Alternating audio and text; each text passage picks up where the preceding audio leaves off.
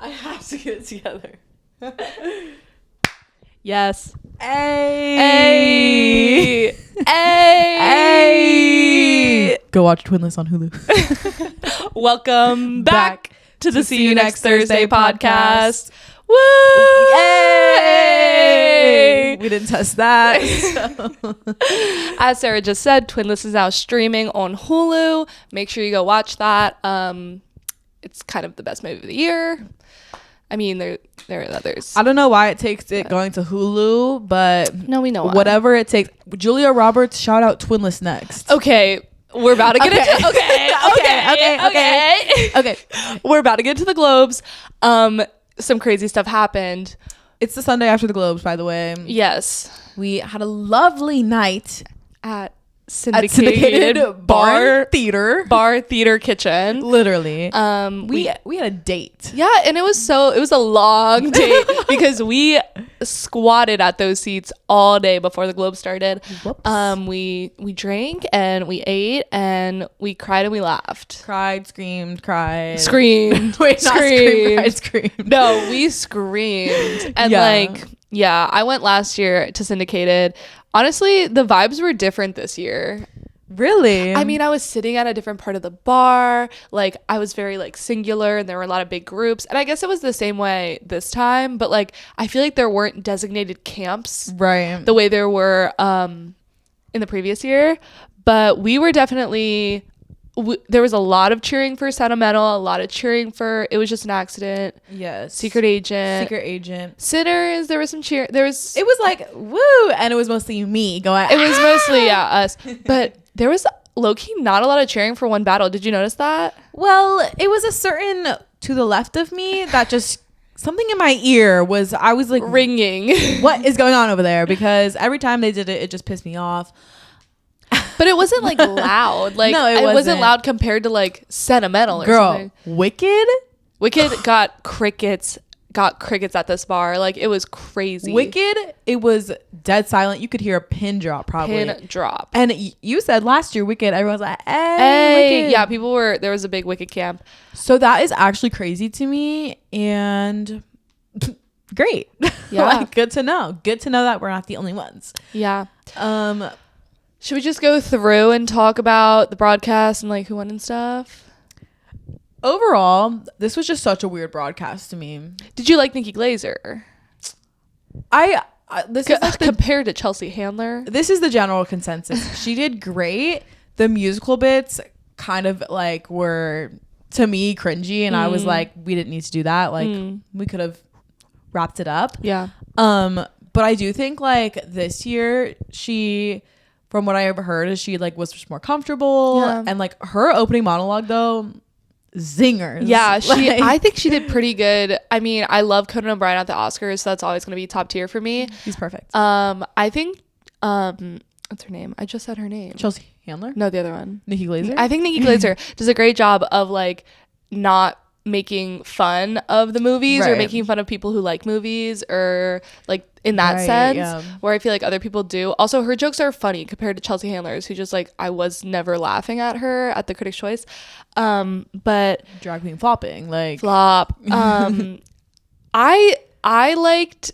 People were making fun of the walk-up song choices on Twitter. Bro. I liked it. I thought it was funny. I liked the songs. Now, were some of them crazy and maybe not appropriate? Yes, but I liked the song. So I was jamming out while Stellan Skarsgård was walking to the stage. I just thought it was such interesting choices. It definitely was. I was like, what possessed you to hit play for this one? And I don't know. I heard Usher, for Stellan Skarsgård. No, literally. And also it took them so long to get to the stage. They definitely had them placed in very weird spots. Also speak on it.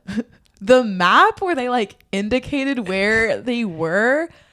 Just play the clips. Just play the clips. I don't need to see where Stellan Skarsgård is sitting in the room. In the back corner, by the way. In the back corner. By the way, yeah. Back corner, by the way. And people are disconnected from their tables. Yeah. And what is happening? What are we doing? Yeah. So that was really weird to me. And also even just the camera on the nominees were just play the clips. But you know what they played clips for? The podcast. The thing you listen to? Yeah. Girl. Yeah. That was definitely a choice. The only thing they played clips for, well, I shouldn't say the only thing, but basically only thing. I think they did clips for like 3 categories, one of them being podcast. They did director, but it was like a picture. It wasn't even like them like, oh yeah. It was like a picture of them. I don't even know what else. I just remember the podcast. Oh, and you know what else has me mad? They did score while we were at a commercial. Now, and let's talk about who presented that award, Joe Keery and Charlie XCX. Who do you think wants to see that? The people who are watching the broadcast. I would like to see them on the stage, please. I didn't get to see that until after on Twitter. And then who won that? Sinners. I didn't get to see Ledwood's speech until after. Like, I'm very, like, that's just like a really goofy thing that I don't know what. Same thing happened at Critics' Choice where they announced Best International while they were walking the red carpet. Like, really disrespectful things are happening and I don't appreciate it. So, like, I literally just kept being like, is this broadcast racist? Like, I hate putting that online, but like, it's stuff we must think about. Because the only winner they played off was a secret agent. Yes, disrespectful. They win Best International. You have Clever up there talking. And you play him off for like a category no one cared about. So you can bring your MMA fighters out to do a little bit about the Heated Rivalry boys. Hey guys, love Heated Rivalry. Big stand over here. I don't gaff about them when we're talking about movies. This is an entirely different world of cinema that these boys are not in yet. I'm so sorry. I just thought it was crazy that the only person they played off was Clever. Yeah, the international category. And strike 2. Multiple strikes with gloves. Multiple strikes. Who presented Best Director? Who presented Best Director? Yeah. Oh, that fucking guy. What's his name? I don't remember his name. He's like an old director, directs comedies. Definitely old director. Yeah, he directs comedies. Because he said it wasn't J.J. Abrams, was it? No. Bleep that. It wasn't. It was the guy. It was the guy. Is his name Joe? Like, isn't? Bro, now I'm like going insane. Why'd you bring this up? Cut this section. Cut this out. Cut this out. Me saying the name of the guy. It was the guy who did 40-Year-Old Virgin, right? Well, it was some freak. Judd Apatow. Yeah, so, I have beef with you. I have beef with you. Let me see if I can pronounce this right. Jafar Panahi, Joachim Trier in the category, by the way. Paul Thomas Anderson. The most disrespectful joke you could possibly make. I haven't been able to watch that clip actually since the Golden Globes because everyone's talking about Jafar's face that he makes because he gets excited because he thinks he just won. And like that breaks my heart into a million pieces because why are we doing that? So like I guess this isn't against the Golden Globes, but more against Judd Apatow. You as a human being, we need to fix ourselves. No, no. Do not do that, especially when like people in the category are sitting there that clearly have tough names to say that you probably wouldn't know how to say because you are racist. Like, yeah, I don't know. It just pissed me off. And then we'll talk about the snubs, but like Sinners just sitting right there the entire night and only getting box office achievement, which like I'll get into why I think that's a cool award for them, but like, but when it's the only thing they're given. Other than that and score, it's a little sad. And they don't play score. Yeah. Disrespectful. Right. Okay. Right. That's where I was going to start. I scrolled back to everything else is just TV. But we have Cinematic Box Office Achievement went to Sinners. Then we have Best Original Song did in fact go to Golden. Which I do think, going back to Best, what is it? Cinematic Achievement. That is a cool award because there were so many media outlets saying like this movie's not going to do well, like let's see if it flops, aka Variety. Yeah. And like also how it still like is coming back into theaters 4-5 times. Yeah. Like it's coming back in January, it's coming back in February, and I can't wait to see it. I think that's like a really cool and like deserved award. So like if it was to go to Sinners because of that, like I do think that's really cool. However, once Sinners won that, I immediately was like, oh. They're not going to give him anything else. We're not getting drama. No. So I don't know if you have thoughts, but so golden. No, it just, the night went downhill like pretty quick. I mean, I was having fun. It is a long broadcast, so once that happened and when we were getting to the end and we saw who was winning the acting categories, I didn't have much faith for Sinners to get best drama, and then that kind of cemented we're not winning the Oscar. So I'm just like still kind of in mourning over that, low key. That's just how I feel. But so many outlets right now are recognizing Sinners, and like that's really cool. I just know, like, I hope we continue to do that. I hope this continues after award season, just because like this cast, this family, the Sinners family fam. is literally ruining my life in the best way, because I love seeing all their red carpets together, seeing them at the award show, and like Ryan Coogler never taking any moment for granted. Like he's so beautiful. The way he speaks about film too, the dates he's bringing, like he brought his college screenplay, his high school writing teacher. Yeah, speak on it. Like he's just such a cool person. He spoke out about ICE in one of his speeches. Speak on it. Like yeah. I love what he's doing, and it sucks that he probably maybe won't be able to do that at the Oscars. I hope so. For screenplay he will. I hope so. For screenplay he will. I hope so. Because I don't know what in that category would fit under that, but he will in screenplay. Period. Trust. Thoughts on Golden winning best song? Girl, it's raps, but like it's raps, yeah. Better be Golden, like. And then we have Ludwig best score, which we love to see. Which, baby, you're taking home that Oscar. You're taking home the Oscar. Like you're taking home the Oscar. And then for the Odyssey, babe, you're taking home that Oscar. You're taking home too, yeah. And then best screenplay went to Paul Thomas Anderson. Which, oh my God, okay. They don't do separated awards. They don't. But something that he said, he was like, yeah, us screenplay writers, we take the things that we hear and we put them into something. Is OBA not adapted?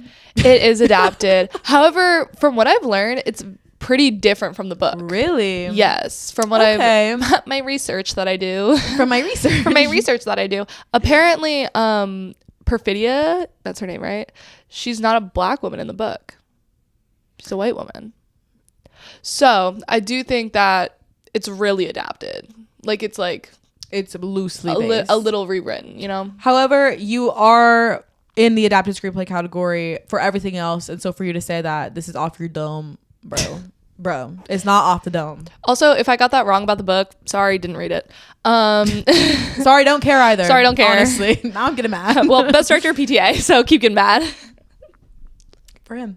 I'm proud of him. Let's get into something happy. Male actor in a supporting role, Stellan. And his speech was beautiful. This is exactly what we need to hear in this day and age about going to see movies in cinemas. He was just like so gracious and grateful and speaking out on behalf of art as a whole. And we love to see it. He ate with the father I play is not very good in this film. Like, yeah, like get into it. He gave a really good speech, and so I'm like, good. He just won Best Supporting Actor at the European Film Awards as well. So I'm like, okay. Sentimental literally robbed the European Film Awards. Robbed them blind. And I'm happy about it. Like, literally take them. Like, take those awards. Scratch that. And then we have Best Supporting Actress was Tiana Taylor. And even though I don't like Wambata very much, I love her, and I loved her speech and her dress. Girl. She looked beautiful. Her face is always stamped too. Oh my gosh. Like, need to know her makeup artist today. But it's a good sign, because this is something I'm like I would be happy about. A lot of people online were like, oh, she's only in the first 30 minutes of the movie. Baby, that's a supporting actress. That is what a supporting role is. That's actually the definition, and that's like low-key what a supporting actress should be and a supporting actor should be. But yeah. Isn't Benicio only in the 30 minutes of the film too? Like, why is it just for the black woman in the film and not for Benicio? Like, okay, interesting. Very interesting. But yeah. And then Best Performance by a Male Actor did go to Timothée Chalamet. How are you feeling about that? It's officially a race between Wagner and Timothée Chalamet. You think Leo's completely out? Yes. I mean, okay, he did win at National Board of Review. Yeah. Which I was like, okay. random Leo win. Random win. But it's looking like it is. It's wraps. Obviously, I would love to see Timothy win this. The nice part about this for me is that I also love Wagner, and I think you feel the same way, where we're like, I'm low-key happy either way. Wagner should get his flowers. Like, that would be a beautiful win for the country of Brazil. He plays literally like 500 roles in the movies. And it's such a good movie. Such a good movie. And then if he doesn't win and Timothy wins, he gets his flowers for the past 9 years of his work and everything he's put into it. And while once again, this isn't my favorite movie he's ever done or my favorite movie of the year, but I think this would be a good thing for him to win, like a good movie for him to win for. So hopefully so that he doesn't get his legacy Oscar in like another 20 years. Like, I think this would be great for him in his career. He needs to get a speechwriter though. So here's what I realized after he did his like big one at SAG last year. He's been very humble this year, and he's trying to like, I don't think he's trying to backtrack, but I do think he is trying to like kind of balance out, because some people really hated that SAG speech from the last year, and I liked it. You liked it? Like, I think it's like very cool to see someone passionate about what it was doing. Like one of my, I put it in a special place on my YouTube liked. Like, I have a playlist for things that I need to uplift myself. No, literally. that isn't it. Exactly. But the speech at Critics' Choice was very bad. The speech at the Globes was a little better. He keeps shouting out Sinners every time not Sinners, Michael B. Jordan. Every time he wins something, he's like, oh, you, Michael and Sinners, so good. I look up to you, blah, blah, blah. And it's very telling. It's very telling that, like, obviously these other people in the film industry think very highly of this movie that's not getting very much praise. So when they do win, they have to shout it out. Which is crazy. And we've seen this in instances of like Adele winning, best record or best artist or whatever. Yeah. And she shuts out Beyonce. Like, I just feel like this is a pattern that happens where like when people don't get their flowers, they have to be given by people in the industry while they're being celebrated. And it's like, you can't fully win your award because everyone knows the real answer. That just like, it's so frustrating and disappointing, especially like for these critic boards to say like we're progressing and we're just like, you know, we're adding all these new categories for these people and we're doing this and that to like make it more inclusive. But at the end of the day, it's same old. So yep, I won't believe it till I see it. Yep. Again, there's never been a best director who's been Black, so there's that. Best performance by a female actor in a motion picture, musical, or comedy went to Rose Byrne, Five Legs I Kick You. Fire. I like that. Now, is the movie a musical or comedy? I did laugh. I was laughing. I laughed out of fear. That's what happened to me. It scared you so bad. It was really scary. I was really scared. I really enjoyed her speech. And that's when I was in the bathroom, LOL.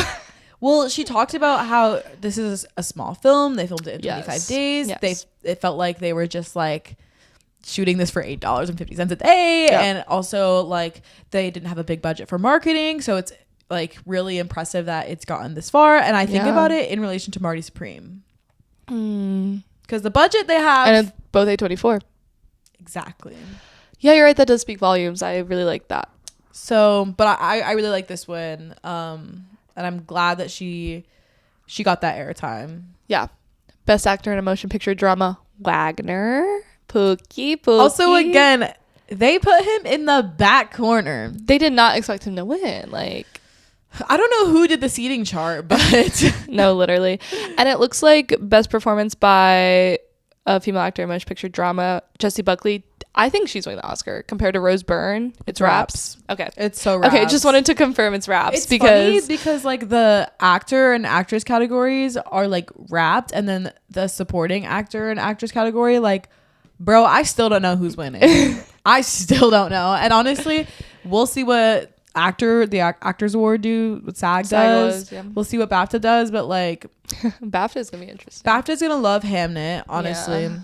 BAFTA's gonna eat up Hamnet.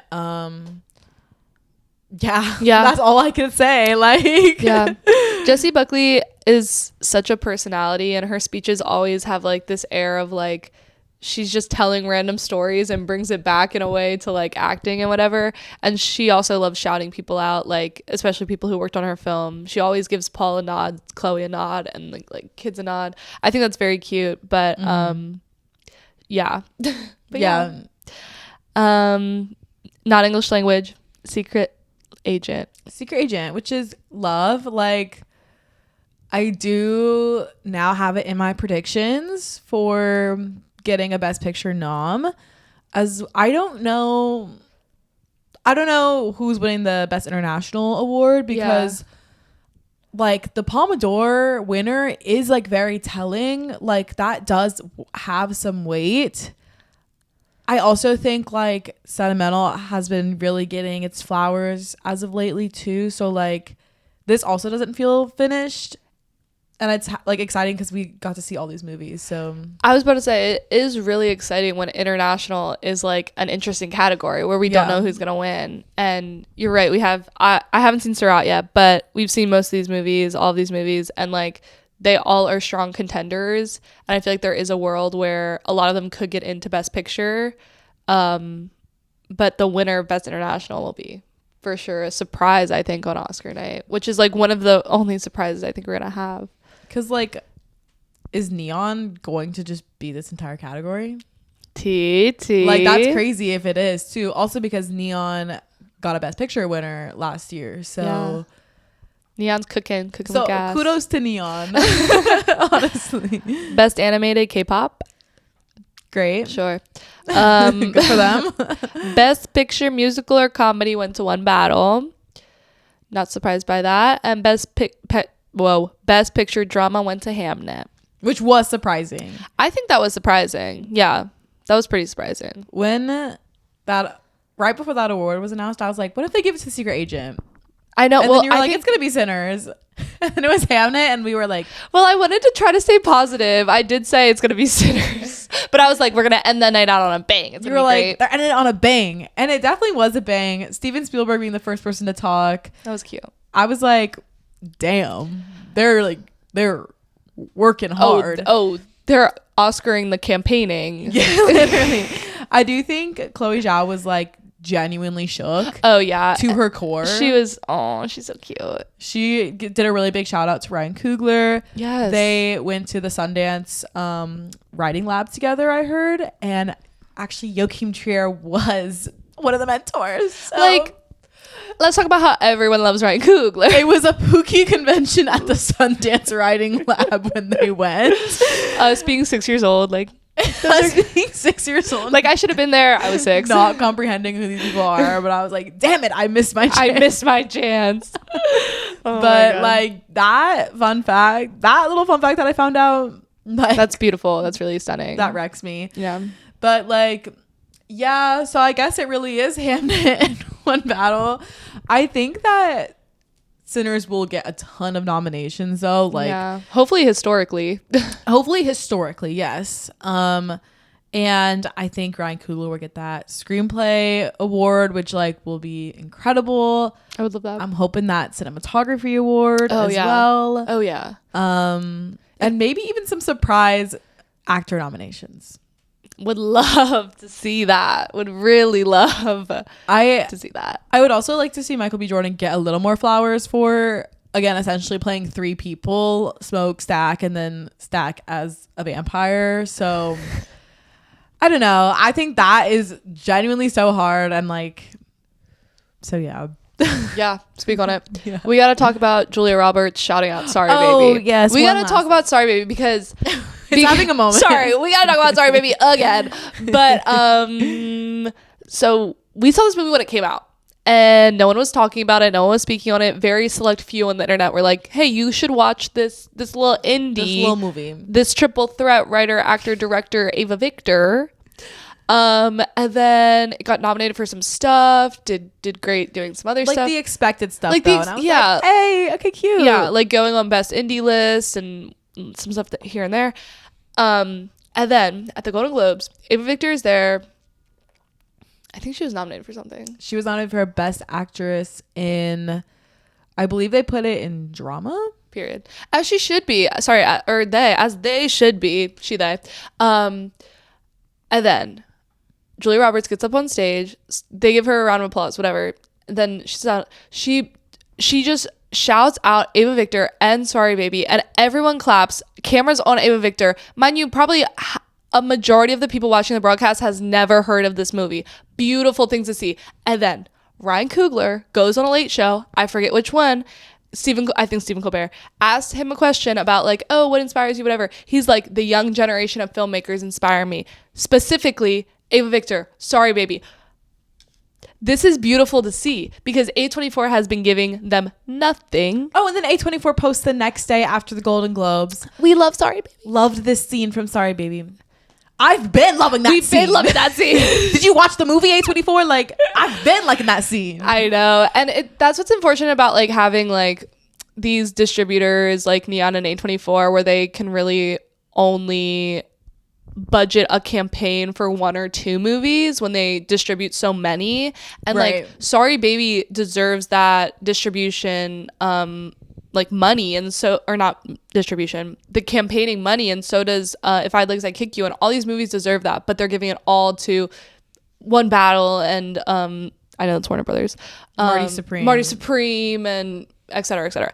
Anyways, that's my little rant, but it's lovely to see them get praised. It's lovely to see Sorry Baby get praised. I think it's making more people watch it, genuinely, because it is streaming on HBO Max, and I do think the viewership probably went up after these couple moments where these bigger known filmmakers have shouted out, or actors have shouted out. Ava Victor, my lover. Ava Victor also got Best Directorial Debut at National Board of Review. As they should. Like, which, oh my God. They also had an incredible speech talking about just like being a young director in the industry right now.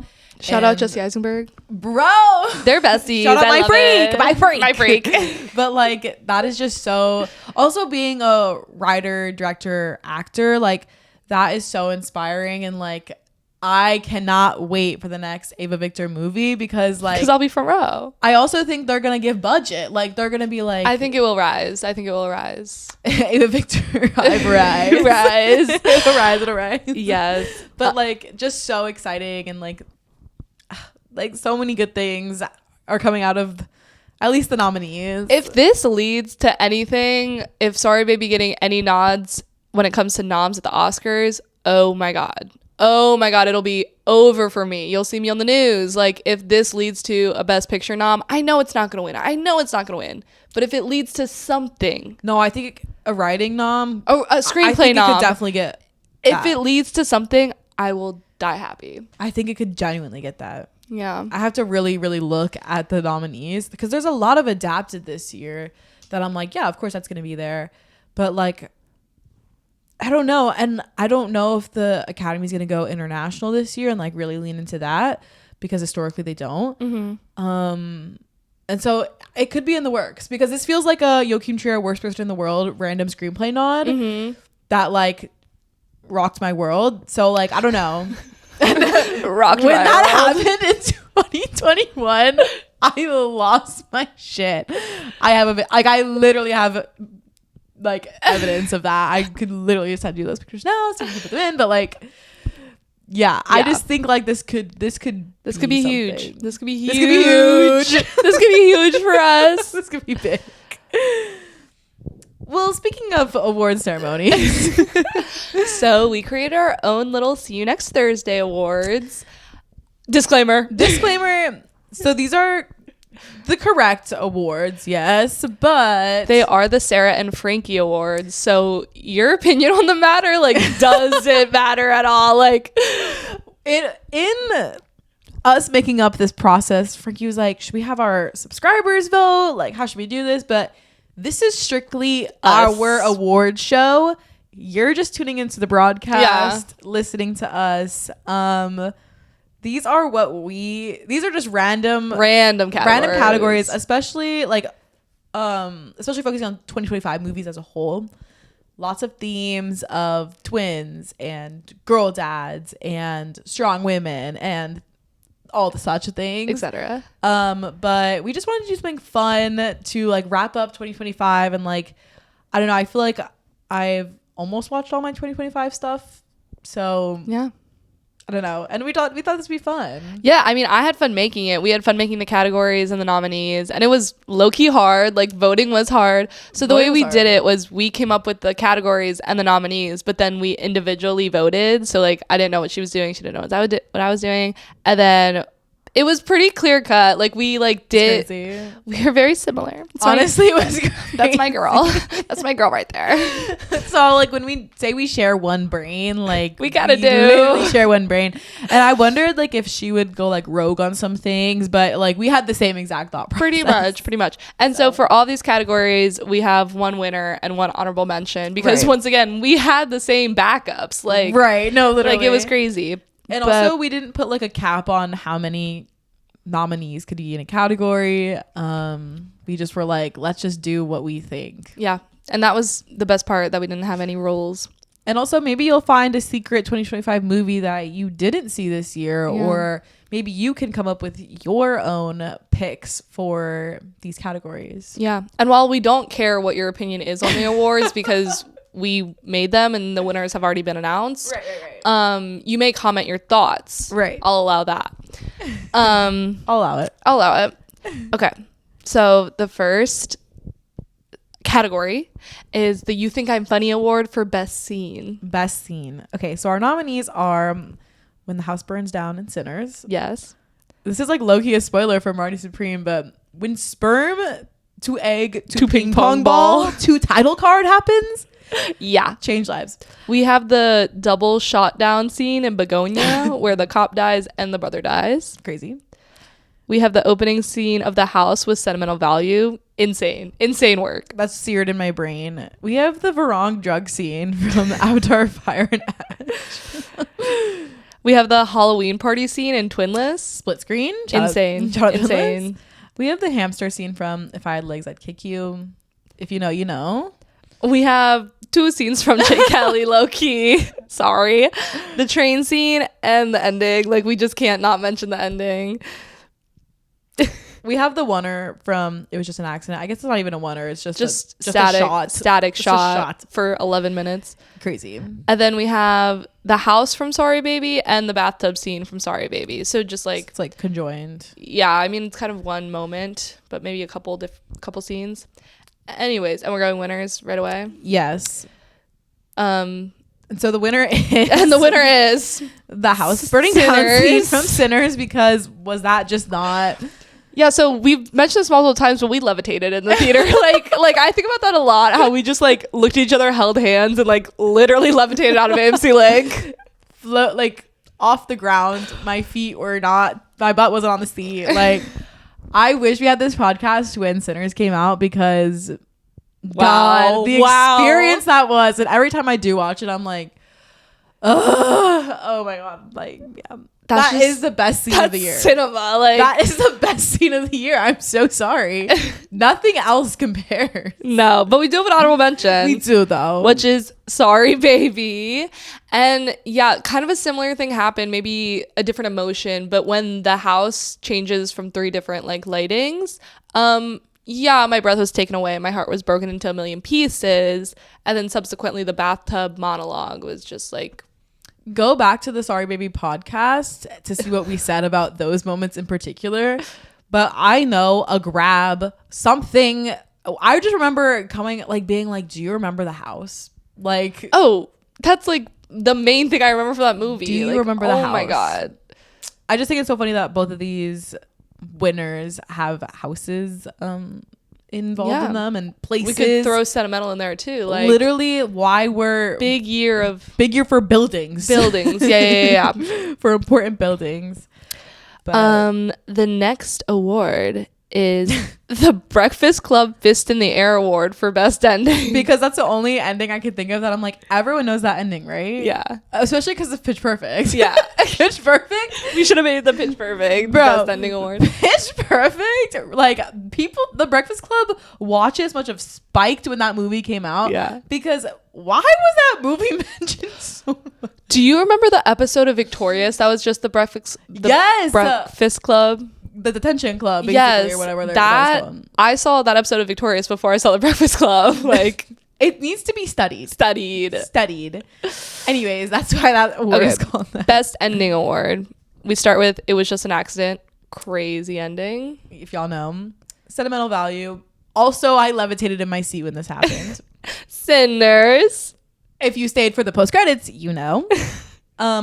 Begonia. Absolutely nuts. Also a moment. Jake Kelly. Like what? Marty Supreme. Crazy ending. Sorry, baby. Now I cried. And After the Hunt. We included that just for Luca saying cut at the end. Because Luca says cut, and that's my Pookie. I don't care if that movie literally makes no sense. So I thought about After the Hunt the other day. That movie makes no sense. I need to rewatch After the Hunt. I need to watch it like expeditiously, actually. Because what is that movie about? Oh my god. I don't know what just happened here, but that was beautiful. Sorry. I was thinking about it. Why'd she have a picture in her bathroom taped underneath some? I need to rewatch it. Oh, Luca, you're legendary. Luca, you're incredible. Luca, you're incredible. Oh. Yeah, I mean, After the Hunt isn't having much staying power this award season, but I do think more directors should keep in the last cut in the scene. I think more directors should just keep in cut. Yeah, period. Exactly. Especially Luca.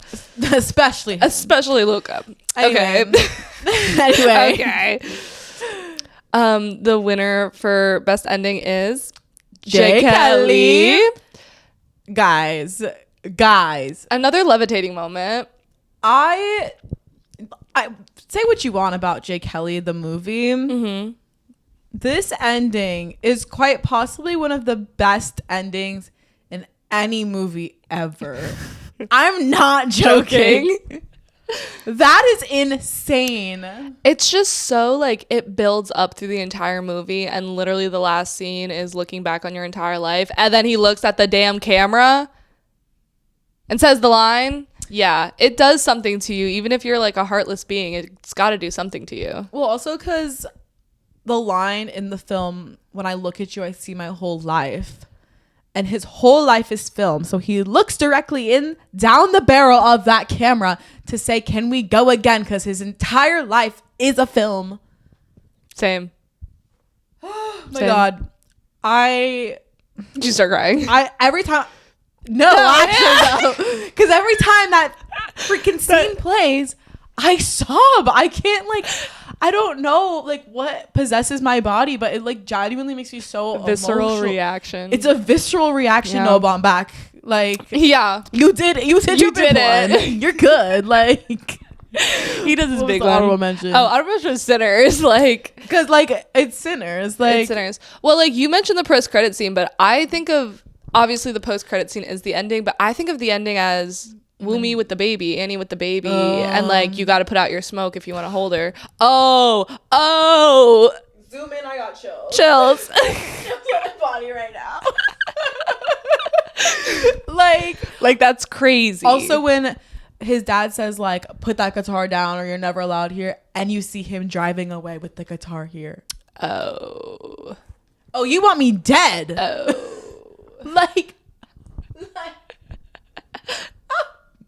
Got it.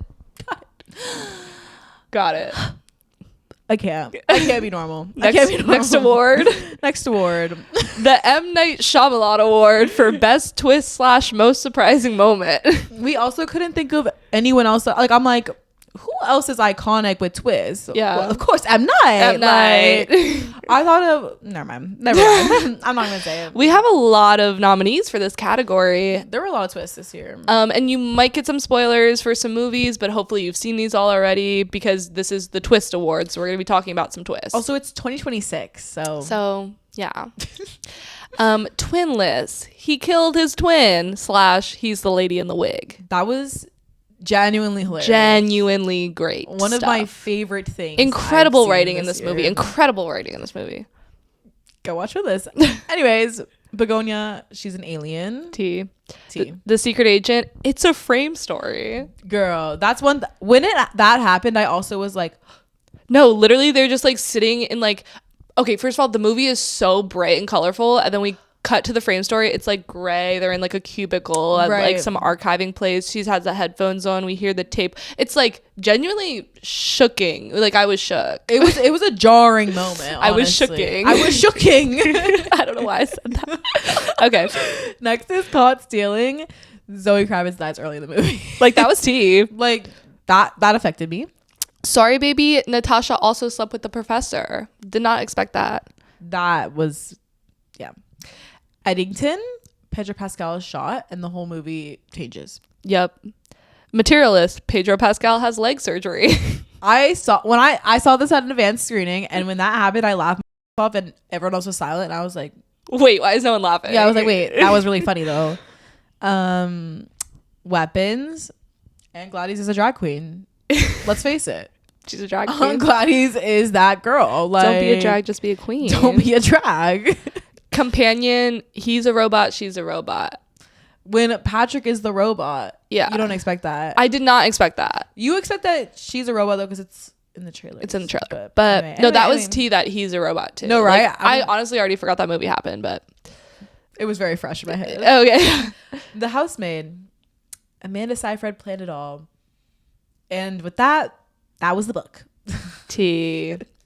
Wake Up Dead Man. Big spoiler if you haven't seen it. Glenn Close did it. Glenn Close. And Friends. T. Zootopia 2. The cats are evil. It got me. I low-key was like, damn. Superman, Ultraman is him. He is Ultraman. He is Ultraman. That was a twist. Yeah, I didn't expect that. So lots of nominees. The winner though is Twinless. And you know what? Log into Hulu right now and press play. Pause, go watch it, come back. Because it genuinely movie full of twists, low key. Like every way we go. Everything that James Sweeney's character is a twist. Like, talk about a freak. Not a twin, first of all. Sucks toes, second of all.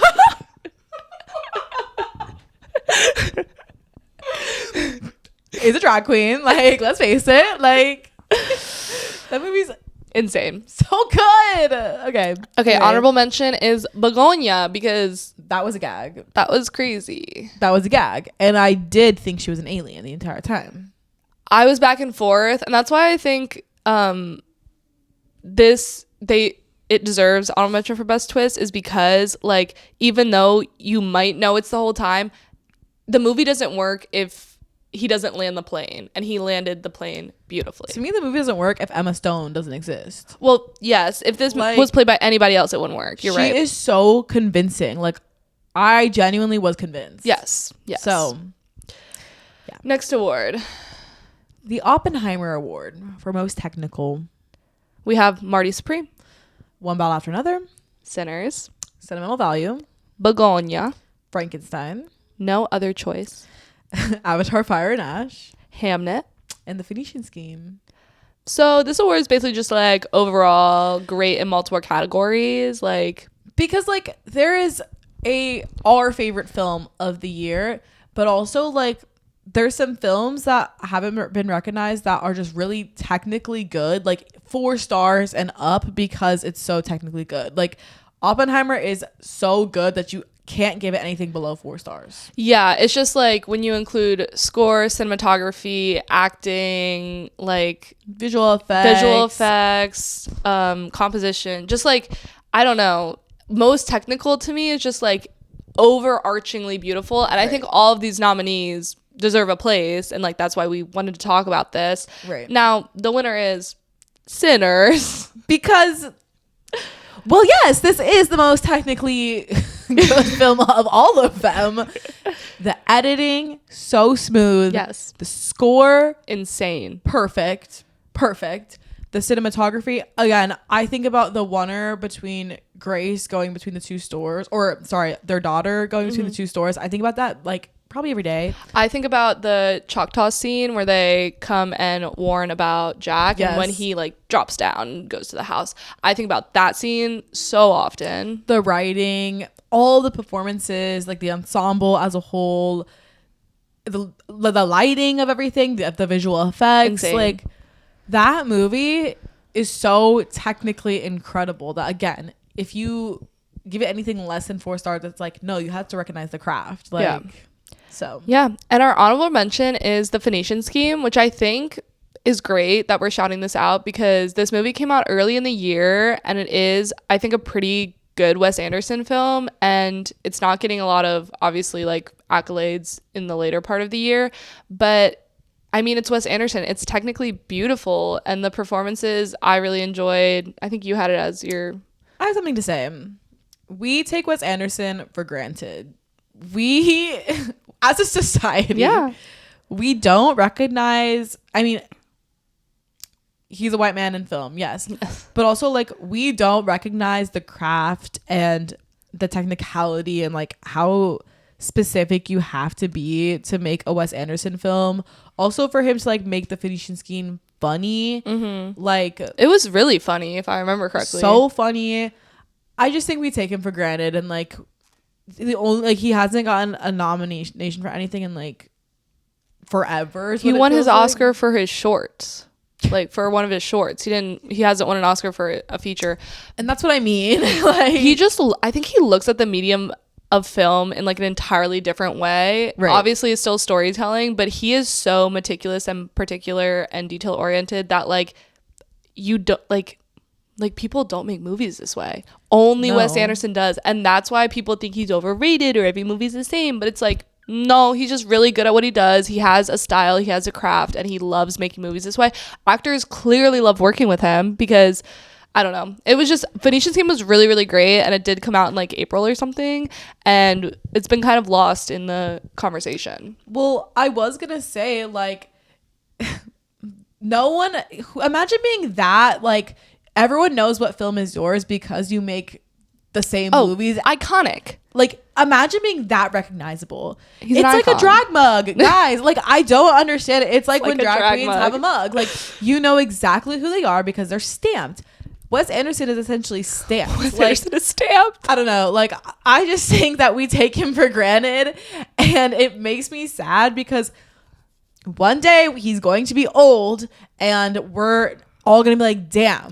Oh, when he dies, everyone's going to be like, oh, I've always loved Wes Anderson. This is my favorite Wes Anderson movie, blah, blah, blah. And it's like, no, y'all hated on him because you thought every movie was the same. Like... I just really need to wake that up. Like, and he's not my favorite director ever. And there are some movies I haven't seen and some movies I haven't liked, but he's got some great stuff. His animation work, beautiful. His live action work, beautiful. He clearly can cross mediums. His shorts versus features, beautiful. Like he is so versatile, even within his style. It's crazy. I just feel like we'll never see the day where he gets his flowers. So no, I don't know. It makes me sad. No. Well. The Phoenician Scheme, wake that up. The Phoenician Scheme, wake it up. Our next category is a tiny one, but it's The Shining / The Parent Trap Award. Best set of on-screen twins. Big year for twins. Guys, it was the biggest year for twins. Now, twins might feel recognized this year. Hopefully, I hope they do. I hope they do. We have Sinners, Smoke and Stack. We have Twinless, Rocky and Roman. Mickey 17, and 18. And another twin, Superman and Ultraman. Because they're twins, guys. Yes.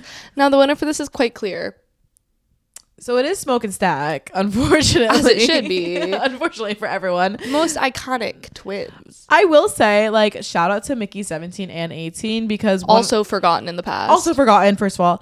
But when I did see that, I was like, how is he doing that? Like, there was at some point no, like, visual indicator that this was 17 and 18. And, like... We could still tell. He ate. Yeah. I remember he had like 2 different voices for both of them, right. such different personalities, and like they interacted so closely. It was just like really astounding. Also, director Bong, like we forget that he made a movie in 2025, and let's wake that up. Are we forgetting? How are we forgetting that?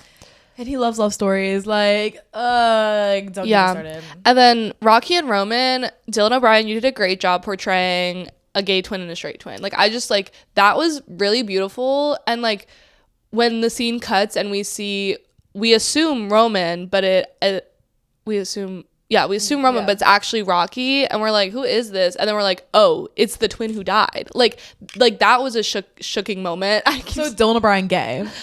Dylan O'Brien, really good gay for pay. Dylan O'Brien gay, like, right, got it. But to top it all off, Smoke and Stack, clearly the best set of twins. Like I said earlier in this broadcast, we are not recognizing that Michael B. Jordan had to technically play 3 separate people, and he does it so I hate saying incredible, but he does it incredibly. It's a masterclass, honestly, seamlessly. And like hearing how he was on set, apparently like when he was Smoke, he was super serious. When he was Stack, it was like you could like have fun, loosen up with him. So exactly, I love to hear that. Like, put me in the room. Yeah. Next we have For the Girls. This is called For the Girls Award because it's for best performance by a woman in a leading role. We just want to shout out women. Like, there's no category for men, by the way. We don't care. Just we don't for care. the women. Okay. The first nominee is Agnes, Hamnet, Jessie Buckley. The second one is Ann Lee from The Testament of Ann Lee. Shout out Amanda Seyfried. Linda from If I Had Legs, I'd Kick You. Rose Byrne. Dawn from The Smashing Machine. Period. Emily Blunt. Wake that up. Natiri, Avatar, Fire and Ash. Zoe Saldana. Another Agnes. Sorry, baby. Ava Victor. Perfidia, One Battle After Another. Tiana Taylor. Annie from Sinners. Wumi Masaki. And Vera, Wake Up Dead Man. Kerry Washington. Period. So we forgot about someone, but I don't think they'd fit into this category because it's in a leading role, but Wake Up Marcy and Twinless. Because that is my queen. That is my girl. All of my friends have been watching Twinless. My parents watched Twinless recently because it's on Hulu, guys. It's on Hulu. If you didn't hear, it's on Hulu. My favorite character in that movie is Marcy. She is such a beautifully written woman by a man, and like just a fully well-rounded character, a complete sweetheart, and I love her down. A complete woman. That's a woman. And we said that multiple times. Go to the Twinless podcast. Listen to the Twinless podcast. We said that multiple times because Marcy, we cannot forget about. I just like, there's something about her where I'm like, I need her. I can't tell if I want to be her, if I want her to be with me, or like what's happening there. But like just the way, especially the scenes with her at the end in the relationship with Roman, like she's just such like strong in herself and confident in like what she believes in. And like, oh my God, I could start crying because I love her so much. Pulitzer Prize, like Nobel Peace Prize, like give her everything. Give it to Marcy. Anyways, she isn't the winner nor the runner-up because she wasn't in the nominations. But I think you should announce the winner to this one. So the winner is Natiri from Avatar, Zoe Saldana. I'm gonna pretend her Oscar win last year was for this role. Yeah, because is she not the most desirable woman? Like, she's beautiful. Again, she's literally saves her husband in this movie. Mm-hmm. She's been playing this role for a long time now.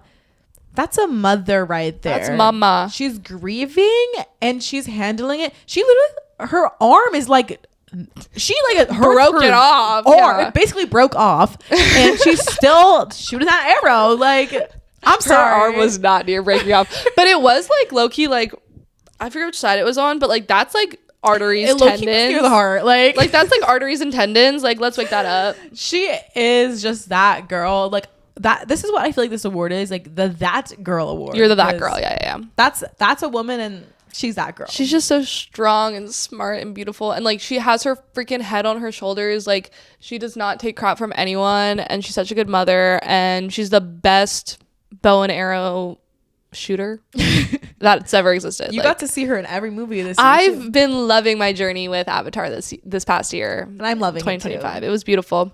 Our honorable mention is Annie from Sinners. Like, wake that up, I guess, because like we're not talking about it enough. Again, that ending, that's a mother. Like, that's a mother. And then also the first scene we have with Annie when she's like in her little shack, and we kind of get all the context around their relationship. That scene is so beautiful. When she, oh my god, yep, I knew you were gonna say it. Oh my god, oh my god, I just thought about it. I haven't thought about the scene in a minute, but the into the song, oh my god, Ludwig, you're getting the Oscar. You're getting your Oscar, babe. Like, I don't know what to say. You're getting the Oscar. You're getting an Oscar because that scene, that in particular, that's gonna win you an Oscar. Like, because when that happened. Again, we looked at each other and went, oh my god. So we're gonna do that to me. Yeah, that's cinema. Yeah, that's cinema. But Annie, just like as a woman, like her intuition in this movie like kind of drives like their decisions with like the vampires, and they really respect her in all of her like spiritualness, and I think that's really beautiful. And she's just like a really, really well respected woman in the town that they're in, and just seeing a positive witch portrayed. Like, yeah, it's beautiful. I love a spiritual witch. I love a baddie, an Etsy baddie. Like, she's that. But she's like yes, but she's like the history of literally. Like she is like, wake that up. Like, I don't know if it's hoodoo or voodoo, but like this is a practice that people do in the South, and she is that, and it's so beautiful to see that on screen. And her death scene just being very respectful, and like she wanted to die with dignity. Like, she did not want to become a vampire, and she had to be killed by her lover. Wow. Also, I'm gonna say again, like, the first scene we have with her, as well as like it's their interaction, but with the kids, he's like, this isn't real money, and you know that, and she said, I don't want your money. Wake it up. Like, she is beauty, she is grace, she is the moment. Like, she is Annie. Like that's Annie. Just wake that up. The next category, we have the Eternals Award for Best Slop. In parentheses, our favorite worst movie of the year. So like, I would never call any of these movies bad. And like, we don't want to do like a worst film award. We could, but we could. I personally was like, no, I don't want to call anything bad. Yeah, we shouldn't put that energy out there, but exactly. But these are just some, honestly, like, guilty pleasure movies, mostly for me. Movies we liked, but they were clearly not the best. They're strong 3-star movies. Exactly. Strong 3 stars. Maybe less, but and they're strong. I haven't seen some of these because I have the reputation of not going to see slop. And that's for changing that this year. Oh yeah, I already saw Primate. Okay. We're changing that. You said the first one. First one is F1. Regretting You. Five Nights at Freddy's 2. Now You See Me, Now You Don't. Wake that up. Naked Gun. The Running Man. And Companion. A beautiful category full of beautiful movies. Movies that you probably will not hear at the Oscars, and that's okay. Hey, maybe F1 gets Best Editing. Hey, maybe Now You See Me gets Best Director. Okay. The winner of this is FNAF. FNAF 2, babe. Yeah. So like, this was the most fun I had at the theater. It was kind of really fun. I wore my FNAF shirt. I'm low-key excited for the third movie. And like, there's like some really bad stuff happening here. Like some kind of like awful stuff, but I have fun every time I watch either of those movies. Did we cover FNAF on this podcast? I don't think we did. So like, that was so much fun when we saw FNAF. Yeah. And again, crazy things are happening. Like, I know this is a video game, but like, oh my god, if this actually happened in real life, like, girl, I'm scared. Like, I'm shaking my boots. Like, I don't know. McKenna Grace as the marionette. Yeah. Oh, I was scared. And the marionette becoming whoever that character is. The little kid. No, the girl at the end of the movie. Oh yeah, the ending for the next movie. Oh yeah, I'm sad. Yeah, like, yeah. Wake that up. And wake up Josh Hutcherson. Like, I know he was in I Love LA and maybe some other stuff, but like he is carrying the FNAF franchise on his back, and he's like probably the best actor by far in the entire ensemble. And it's just beautiful to watch like a short king be great at what he does. Famously doesn't do anything after the Hunger Games, but yeah, it's okay, guys. It's okay. And the honorable mention I did not see, but it's Now You See Me, Now You Don't 3. So like low key, this movie I also was like, it knows exactly its purpose. You want to see the magic, and they do the magic the entire movie. They're like rushing through like plot to get to the magic. I love that. And this is why I don't like the second movie. Because the second movie is trying to be a drama. It's trying to do this thing where it's like, let's have plot in these movies. I want to see them flip some cards and do some stupid little things that I can't do. I want to see them do those things. And also this cast, like, I love the younger horsemen. Like, yeah. Throw Cooper Hoffman in there. That's all I'm saying. Oh, that's a good point. But like, genuinely, I have a good time watching this movie. The second one like really pissed me off, and the first one is pretty good, but this one kind of my favorite. No, yeah, this might be a series I need to get around to in 2026. Just the first and the third, though. You can skip the second altogether. Isn't Daniel Radcliffe in the second one? Girl, you could skip that second movie. That's my pool. Save yourself some time. That's cool. Okay, the next category. The Sean Baker Award for Best Indie, because Sean Baker is an indie filmmaker. I know y'all have opinions about him. He just is like the indie filmmaker. He is the indie filmmaker. Like, yeah. Sorry. First nominee is Sorry Baby, Twinless, The Baltimoreans, Love, Brooklyn, Jane Austen, Wrecked My Life, A Nice Indian Boy, Friendship, If I Had Legs I'd Kick You, and Late Fame. Now, I love this category because we can just shout out some smaller scene films that maybe didn't get seen. And 2025 was the year that I notoriously like started watching indie movies, honestly. Like, I did Sundance in 2021 virtually, not in person. And I was like, okay, like I don't like indie movies that much. And then I thought about it this year. I got some taste, and I was like, oh, I do like these. Like, yeah, maybe because I can see myself doing something like this, and I'm like, oh, like, yeah. And I respect it. I just really respect it. Yeah. And it's like, it's in a way, I think, harder to make a movie without, I mean, like, we know this obviously because we've done it, but it's like the stories you have to tell without VFX, without, you know, a big budget for location. Like, it's very, it's just beautiful to like watch an indie movie and be like, I've made something like that, or I know how to make something like that. When you watch Avatar, it's like, I love Avatar, but when you watch Avatar, it's like, I don't even know where to begin to start making an Avatar movie. Right. When you're watching The Baltimoreans or Jane Austen, Wrecked My Life, you're like, oh, they had one location, they had this much money, and this is what they did with it, and this is the story they told. It's really beautiful.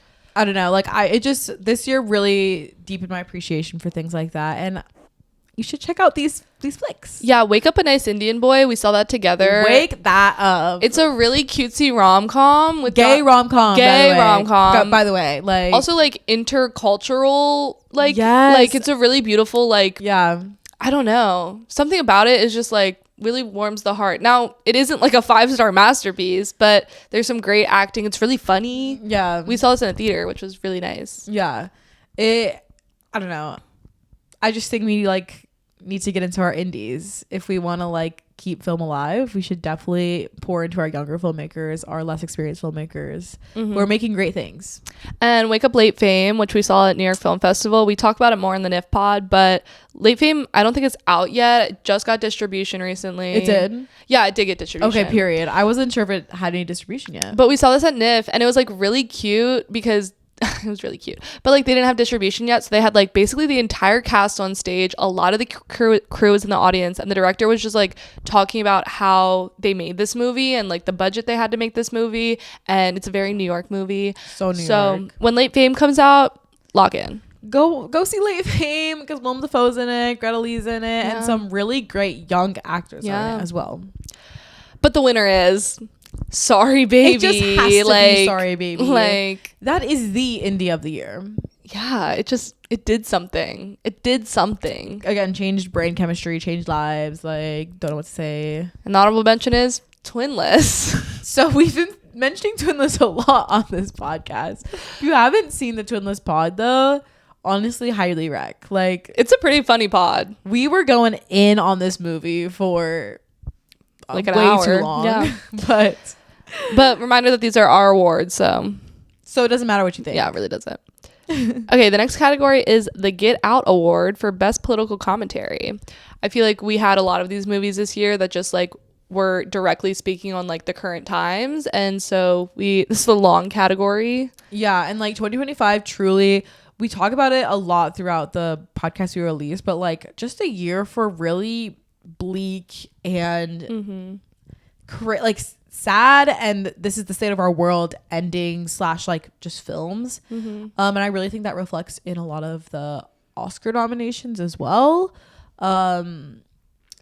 This is it's not a trend, but this is just films that are coming out currently in our political climate that are really relevant, and they may not be like directly saying exactly what they're about, but it's like a mirror to what's going on, especially in America and in these other places that that these films take place in. So yeah, the first nominee is Eddington. well second nominee is Begonia. No Other Choice. It was just an accident. Wake Up Dead Man. Zootopia 2. I mean, speak on it, like, yeah. like racism, right? Like, that was the whole thing. Like, colonization, like. Right? We have The Secret Agent. Superman. One Battle After Another. After the Hunt. What? Don't remind me. After the Hunt. After that. A House of Dynamite. Mickey 17. And One of Them Days. Shout out One of Them Days. Throwback to that movie. That was a really, really cute, like, friendship comedy movie. One of Them Days is currently what I'm living in every day, though. Yeah. One of Them Days. And the reason we added it, it's just like a movie about like trying to survive genuinely in this economy. Especially as artists. Like, SZA's whole character is like, she's a visual artist, and like, low key, girl, I relate. Like, it's much deeper on that level, especially with Keke Palmer and SZA being our lead characters. But like, just like what it takes to like be in America and to make money in America. Like, low key, that movie is such an accurate reflection. I know like some goofy things happen, but like, it's a very good movie. SZA's a very good actor. Keke Palmer always shows out. If you haven't seen it, you should watch it. I know it was in Floppyberry last year, but like some good stuff comes out in Floppyberry. Like, literally, don't count out Floppyberry. And the winner of best political commentary is No Other Choice. Like yeah, like it just had to. The more I think about it, the more I'm like, that really is what's happening, isn't it? Yeah. Like, especially after going through like almost, I think I went through 144 job applications this year, applying to part-time work, by the way, like not even full-time work. And to finally get something in December, I had to also change my entire life to get that, like, that job that I needed. I had to quit another job to like sustain that, which like ultimately was a good thing, but also like just the job industry right now, especially for young people who just graduated, it's crazy. They love to be like, nobody wants to work anymore. Actually, no one wants to hire anymore. No one wants to hire anymore. No one can afford to hire anymore. Like, and the job that he ends up getting, being like an AI overseer, is like really funny, but it's very clear that like that job will not be needed, or like it's a contract work, because like they're like, yeah, we're not gonna need you in 8 years. Like the factory's just gonna run by itself, and like it's a cycle. Obviously, the movie's very funny. It's brutal. It has a lot of, you know, if you've seen the movie, you know what I mean. But like, just like the commentary about like losing the house and losing Netflix and the dogs, like, and the tension between the families, and then just him going out on these adventures, you know, trying to get a job is crazy. Literally. And also like how even in another country, how this like honestly directly reflects America is really funny and really interesting that this is not just like this is a universal thing that's happening. Yeah, like, it's capitalism. Like, yeah, it's capitalism. Yeah, that's capitalism, baby. The honorable mention is it was just an accident, which reflects in another country again. Yeah. But also when I did see this film, I was like, yes, that is like saying something and actually saying it, and not just like making a satire about it or a comedy about it. Like, that's actually saying something. I really think I need to rewatch this movie. I loved it when we saw it at New York Film Festival, but it just hasn't. I feel like I've been thinking a lot more about like The Secret Agent, and I don't know why that one's been like stuck in my mind. It was just an accident. It was really good though. I think a lot about like the last 30 minutes with like that oneer and then like the ending scene, also the opening scene, and just like the way this movie was made. It's just like sad but really beautiful. I love Jafar. And like, honestly, this award is for Jafar in particular. Like, yeah, just shout out his work and the filmmaker that he is. Yeah. Again, like, incredibly sad, however inspiring, and so inspiring, is creating a legacy and a name for himself that like is so respected amongst everyone in the film community at large and industry. So I watched the documentary This Is Not a Film, I think last month, and that's like a documentary about Jafar trying to make a movie when he is banned for making movies, and it literally takes place in his house, and he just talks to the camera. He has a bunch of unanswerable questions about like what film means and what making art means, and is he a director if he can't direct movies, and it's just like really inspiring stuff. Recommend that, as well as It Was Just an Accident.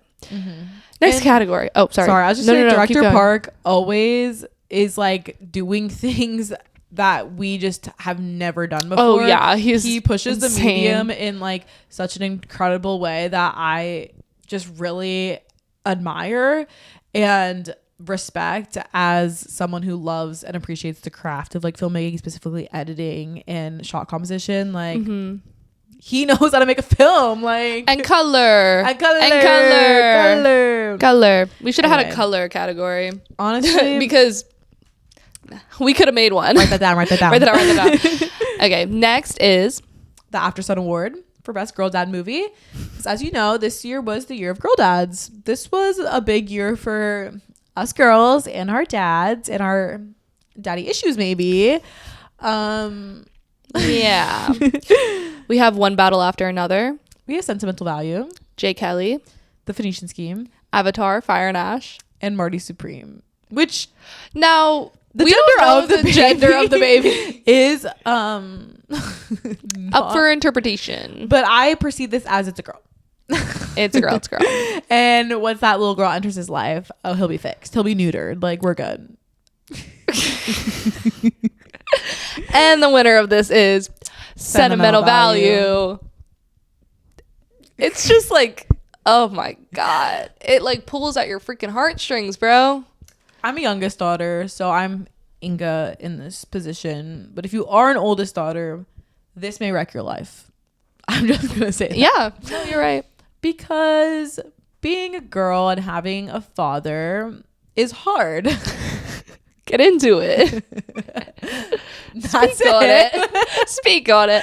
Yeah. And the house imagery in this film, that really sticks with me. That like really gets under my skin. That makes me that keeps me up at night, honestly. For me, it's like truly the only way he can communicate with his daughter is through directing her. Like, through he has to do a job or put on a hat to like have a meaningful connection or conversation with his daughter. And that's like really, really sad. And even then, they're still not speaking to each other. No. I believe also, I might be wrong, but the translation for the Norwegian for the film in the movie Sentimental Value, oh yeah, is the house. I think. Or it's like home or something like that. Is it like homesick or something? Yes, homesickness. Homesickness. That's what it is. Homesickness. Wow. You left. He left. So I'm on the floor. So I'm shattered. So I'm broken. Yeah. That's a little Easter egg you don't really notice until it goes on digital. That like really hurts. Like, wow. Also because like how this is allegedly based off his mom and what she did in like the house and things like that. Like, but it's more based on her. It is more based on her, which is the crazy part though, because it's just like, why are you calling it homesickness if you're the one who left? I'm sorry. Like that just like gets me. This whole movie like really keeps me awake. And then the honorable mention is Jay Kelly. Because, well, yes, there is... Jay Kelly Dad of the Year. Jay Kelly. Number one dad, Jay Kelly. I need a mug that says that. Jay Kelly, number one dad. Number one dad, and it's Jay Kelly. Yes. He just, like, you know, he wants to travel around Europe with his daughter. This also kind of wrecked me as a film entirely. Yeah, because we also have the instance of like younger daughter, older daughter, where like he has just such a different relationship with both of them. And Riley Keough's character especially. Oh, the scene in the forest. Like, wow. I just think about like also how he like his daughter, like he's just like, his daughter's like, you're a bad dad. And you know that, and you're trying to rekindle this relationship that we have, but like it's not working. Mm-hmm. It's just like it's like it's too late. It's just too late. Yeah, just really sad stuff. And I can't. We can't get into it again. Like just his whole life is film, and like I don't know, his daughters know that too. His memories are movies. So it's tough. It's tough to be a girl. It's tough to be a girl and have a dad. Let's be real. Yeah, speak on it.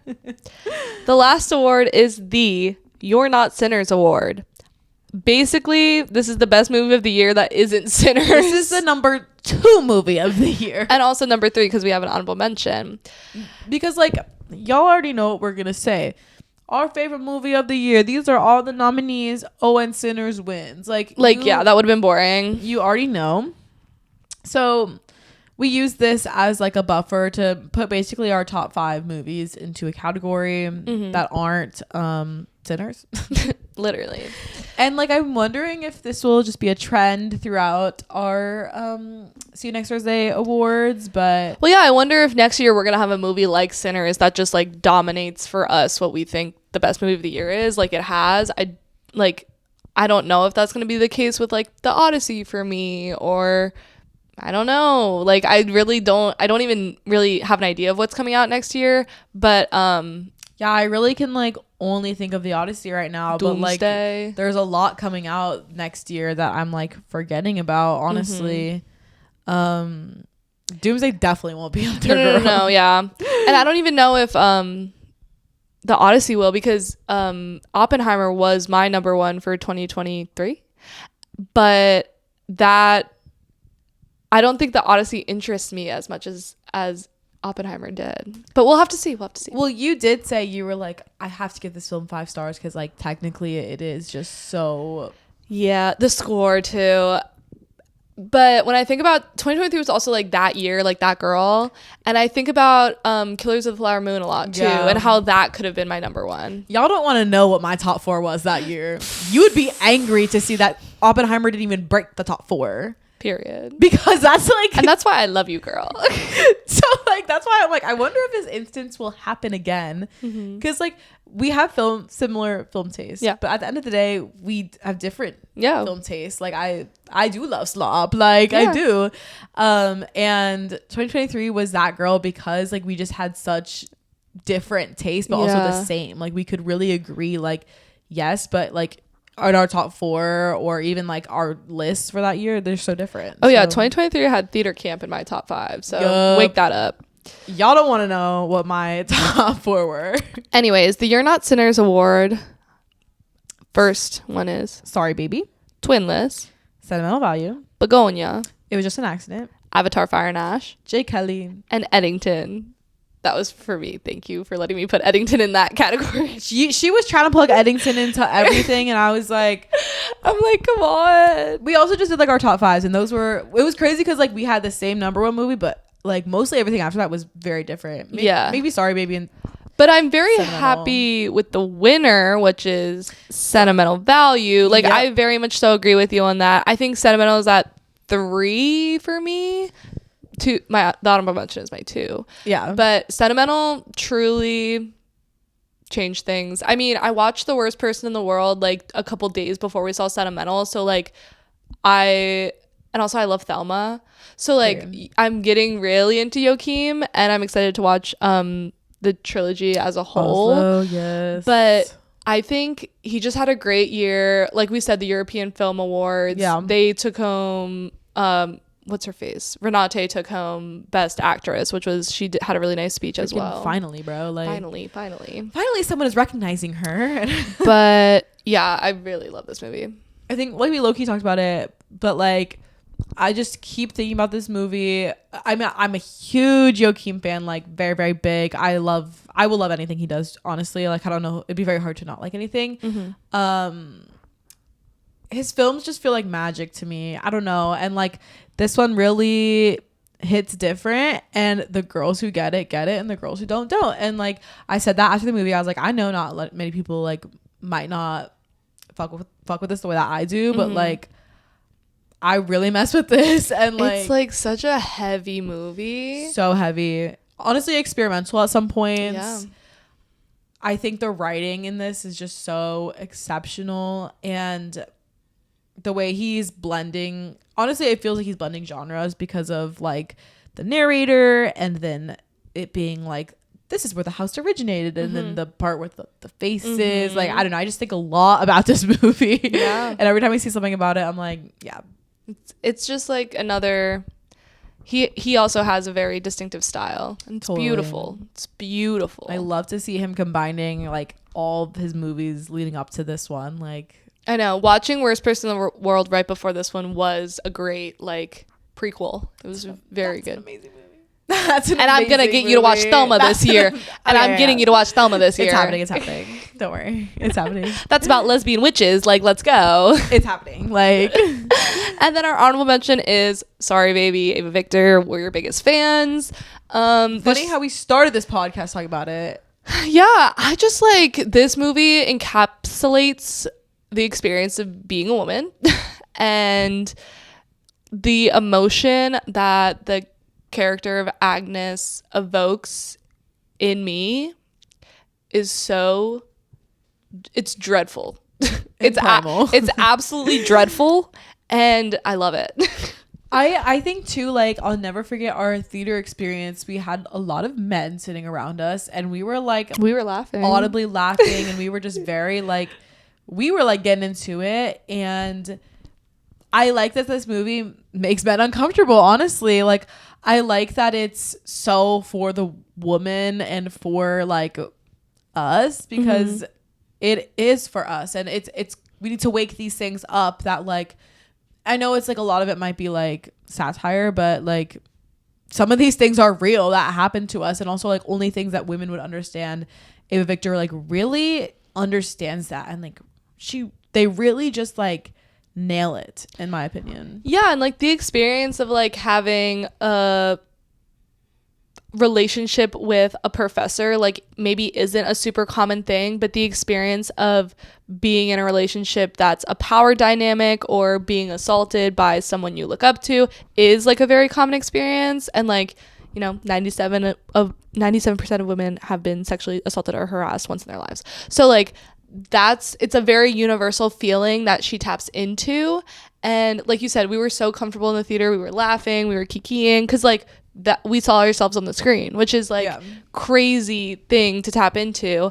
I think about the doctor's office scene a lot. Yep. Like that's insane. The bathtub scenes, her experience with sex post assault, and that her experience with sex post assault is like actually like kind of really beautiful and stunning. Just like and healing, getting a cat, the experience of like becoming a mother. Also, how it takes place over so many years as well, because it like literally takes you that much time to like get your life back, and like and I just got chills, by the way. It literally takes that long for your life to come back and the life to come back to you.